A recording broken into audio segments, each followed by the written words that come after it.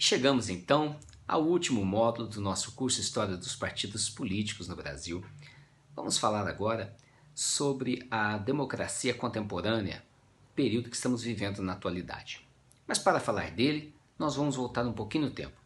Nós vamos voltar a 1979, quando o último presidente do período militar, João Batista Figueiredo, editou a chamada Nova Lei Orgânica dos Partidos Políticos, que previa novamente o pluripartidarismo no país, extinguindo, portanto, com o bipartidarismo que estava vigente até então.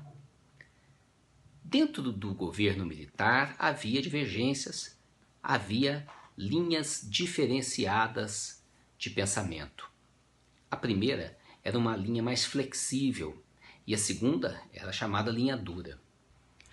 O primeiro presidente do período militar, Castelo Branco, apesar de ter cassado mandatos, tinha como objetivo final devolver o poder aos civis ao final de seu mandato. Esta era a promessa que fora feita pelo pessoal da UDN, principalmente, lá no início, lá em 1964. Porém, no decorrer do período, o que aconteceu foi que uma linha dura dos militares passaram a ganhar importância dentro do regime e acabaram por tomar o poder. O primeiro presidente da chamada linha dura foi Costa e Silva, que tomou posse em 1967 e foi no período dele que se instituiu o AI-5.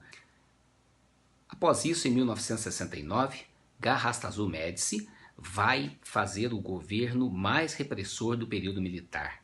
É a fase mais violenta de que se tem notícia. Depois dele, volta essa linha mais flexível, primeiro representada por Ernesto Geisel, que revogou o AI-5 e que começa a abrandar o regime. Após Ernesto Geisel, vem João Batista Figueiredo, esse sim, já vai colocar a lei da anistia e a nova lei orgânica dos partidos. Portanto, a partir deste momento, nós estamos novamente com o pluripartidarismo no país. A Arena vai se transformar no Partido Democrático Social, o PDS. E o MDB se transformará no PMDB, o Partido Movimento Democrático do Brasil. Ocorre que o pessoal que estava no MDB eram os opositores ao governo. Haviam várias linhas dentro dela. Então uma linha criou o PMDB, mas do próprio MDB surgiram também o próprio Partido dos Trabalhadores, o PT, o Partido Trabalhista Brasileiro, que vem lá da época do Getúlio Vargas, o PTB, o Partido Democrático Trabalhista, o PDT, e o Partido Popular.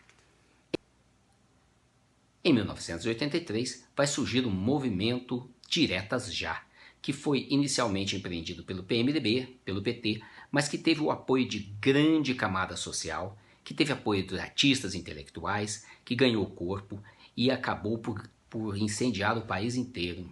Porém, a emenda Dante de Oliveira, que previa eleições diretas para presidente, não foi aprovada. E o primeiro presidente civil no Brasil, após o período militar, não foi eleito pelo povo, mas pelo Congresso, em eleições diretas. Ele foi Tancredo Neves, que já estava no novo PMDB, numa chamada Frente Liberal, em que o PMDB se juntou a outros pequenos partidos que estavam surgindo no momento, que acabaram por se tornar importantes, e criaram uma legenda para alcançar a presidência da República. Porém, Tancredo Neves não vai assumir a presidência do país. Tancredo Neves, subitamente, pouco antes da sua posse, vai cair doente num hospital e dali ele não vai sair mais. Quem toma posse em seu lugar é o vice, José Sarney, num momento de forte especulação de que se os militares iriam aceitar a posse do vice ou não.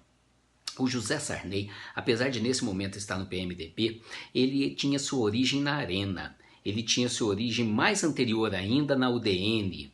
Então ele acabou por ser aceito pelos militares e o Brasil conseguiu ter o primeiro governo civil após tanto tempo.